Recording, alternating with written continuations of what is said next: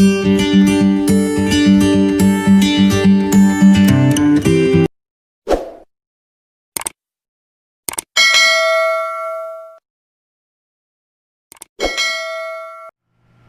netizens, medyo taglamig na ngayon Panahon na ng September, kailangan ang kakantahin natin ay pamasko na. Magandang araw sa inyong lahat. And don't forget to subscribe and click the notification bell.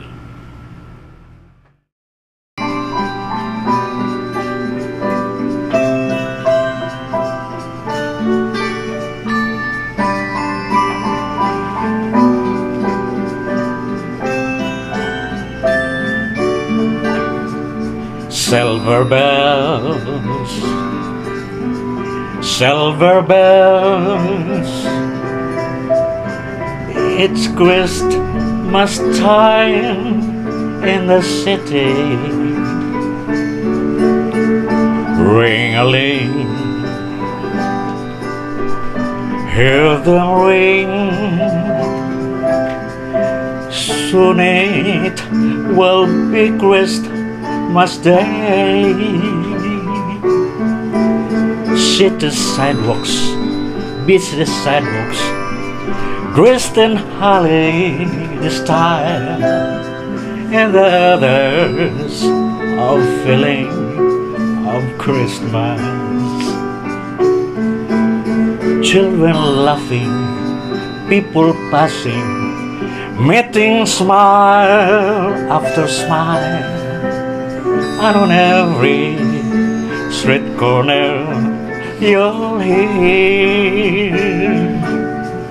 string of street lights, even stoplights, blink a bright red and green as the shepherds rush on with their treasures. Hear the snowdrums, see the kids rush. This is Santa's big day, and above all, this bustle you'll hear. Silver bells, silver bells, it's Christmas time in the city. Ring-a-ling, hear them ring. Soon it will be Christmas Day. City sidewalks, busy sidewalk, dressed in holiday style, and the others are feeling of Christmas. Children laughing, people passing, meeting smile after smile, and on every street corner you'll hear. Soon it will be Christmas Day.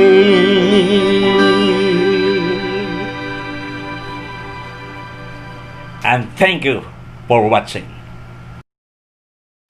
Hi everyone! Advance Merry Christmas sa ating lahat, and thankful to God for having a chance na makapagbahagi ng kanyang mga salitang nagbibigay pag-asa sa atin. Maraming salamat din po Papa Celso sa patuloy na pag-i-encourage. Isa na namang napakagandang awitin ang inyong ibinahagi sa amin. At this time, pag-usapan naman natin yung Biblia.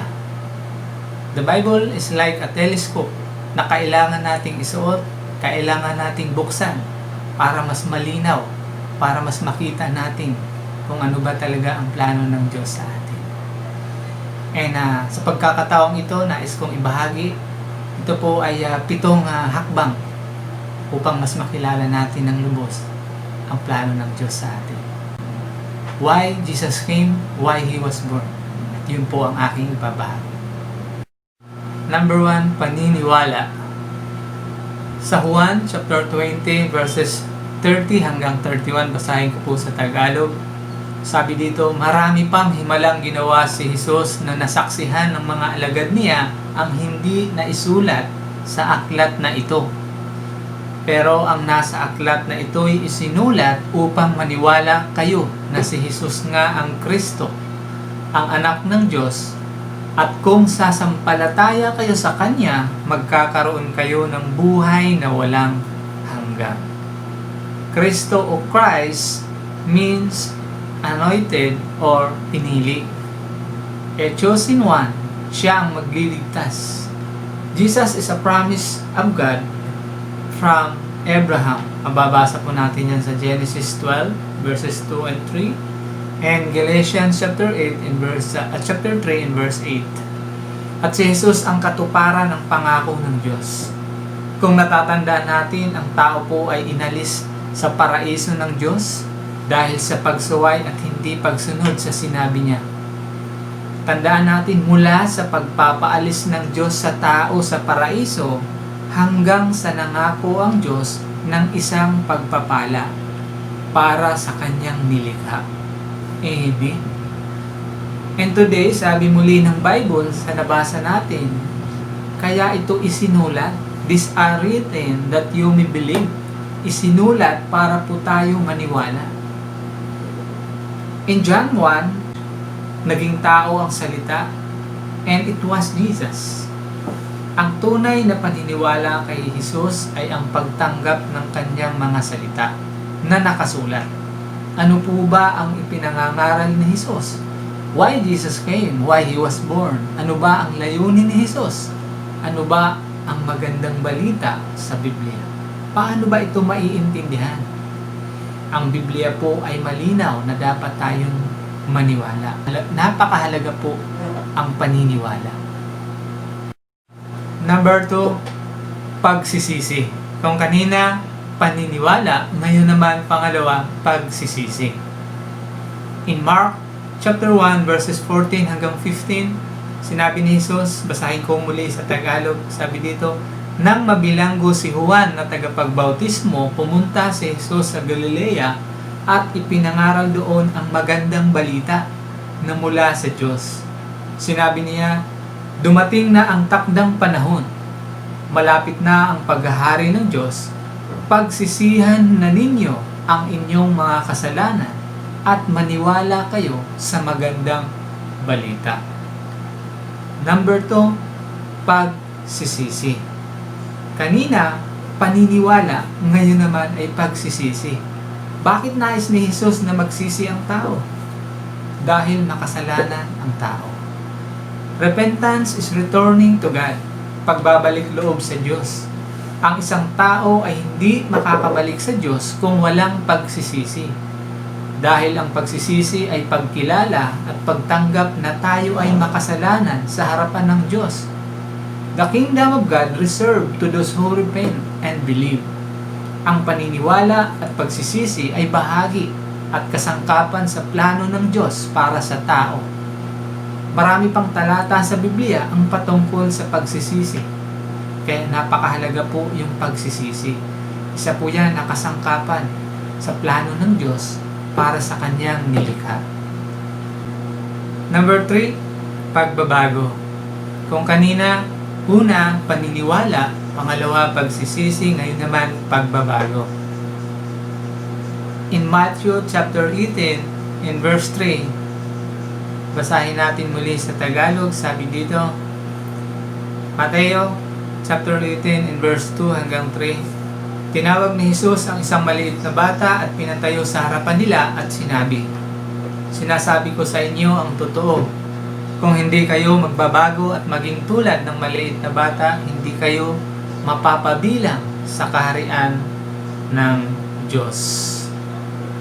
Ano ba ang ibig sabihin ng magbago o pagbabago? Kung tayong mga tao ay gusto natin ng pagbabago, ang Diyos din ay nais ng pagbabago. At ito po ay tungo sa tunay na buhay. Ang sabi ni Jesus, unless you change and become like little children, you will never enter the kingdom of God. Hindi makakapasok sa kaharian ng Diyos. Ang pagbabago ay pag-iiba ng direksyon. pag-iiba ng landas at pananaw ng buhay. Pagkakaroon ng puso na tulad ng isang bata na laging masayahin. Walang gaanong alam, pero handang matuto at mayroon kapakumbabaan. Kung ibabaling natin sa Diyos ang attention at direction ng life natin, sure, may pagbabago na mangyayari. At lagi natin tandaan na nais ng Diyos na baguhin tayo ayon sa pamamaraan ng Kanyang salita. Ayon sa pamamaraan ni Jesus na Kanyang anak. Ang paniniwala, pagsisisi, at pagbabago ay kasama po sa plano ng Diyos para sa Kanyang mga nilikha. Number 4, pagsunod kay Jesus. Una, paniniwala. Pangalawa, pagsisisi. Pangatlo, pagbabago. Ngayon naman, pang-apat, pagsunod kay Jesus. In Luke chapter 9 and verse 23, pagkatapos sinabi ni Jesus sa kanilang lahat, kung sino man ang nais na sumunod sa akin, dapat niyang limutin ang kanyang sarili at pasanin ang kanyang cross araw-araw at sumunod sa akin. Pang-apat, pagsunod kay Jesus. Ang pagsunod kay Jesus ay may kalakip na sakripisyo sa ating buhay. Mga bagay na inaasahan ni Jesus para sa mga sumusunod sa Kanya. Ito po ay ang pagsunod sa pamamagitan ng pananampalataya. Ito po yung application ng paniniwala, pagsisisi at pagbabago. At isa sa pinakamalalim na batayan kung bakit natin kailangan sumunod, bakit tayo nais pasundin ng Diyos, ay dahil mahal natin ang Diyos. Mababasa natin yan sa Mark 12 verses 28 hanggang 31. Greatest commandment ng Diyos para sa tao, ito po yung mahalin ng Diyos ng buong puso, buong pag-iisip, buong lakas, at buong kaluluwa. So wala po tayong itinitira. Yun po ang isa sa mga greatest command na nais ng Diyos para sa mga taong tatawagin niya. Kaya po, mula sa paniniwala, pagsisisi, pagbabago, at sa application sa araw-araw, ito po yung pagsunod natin sa Diyos. Number 5, pag-unawa sa kasalanan. Mula sa paniniwala, pagsisisi, pagbabago, pagsunod kay Jesus. Ngayon naman, pang-5, pag-unawa sa kasalanan. Mateo chapter 15 and verse 15. Sabi dito, ngunit ang mga bagay na lumalabas sa bibig ay nagmumula sa puso at ang mga ito'y nagpaparumi sa isang tao. Sapagkat mula sa puso at nagmumula ang masasamang pag-iisip, pagpatay, pangangalunya, sexual na kahalayan, pagnanakaw, maling patutuo, paninirang puri. Number 5, pag-unawa sa kasalanan. Mahalaga ang maunawaan kung ano ang kasalanan.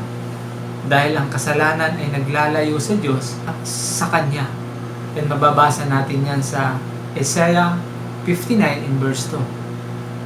At ang kasalanan ay nagpaparumi sa tao. Mula sa pananalita ng bibig, mababasa natin yan sa Mateo chapter 12 verses 36 hanggang 37. At sa mga kasalanan na nagagawa ng tao. And mababasa natin yan sa Galatians chapter 5, 19 to 21. Napakahalaga na maintindihan natin kung ano ba ang kalooban ng Diyos pagdating sa kasalanan. Pag-iwas sa kasalanan, pagkakilala sa kasalanan, ay bahagi din ng plano ng Diyos sa Kanyang nilikha, sa mga tatawagin. Number 6, pagpapabautismo. Mula sa paniniwala, pagsisisi, pagbabago, pagsunod kay Jesus sa pamamagitan ng pananampalataya, pagkakaroon ng unawa sa kasalanan, at ang pang-anim, pagpapabautismo.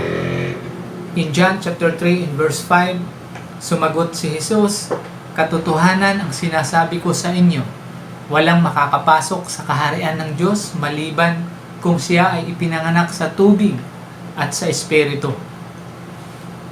Ang tubig at ang Espiritu ay bahagi sa plano ng Diyos. Mababasa po yan sa Acts 2 verse 38 at sa iba pang maraming talata.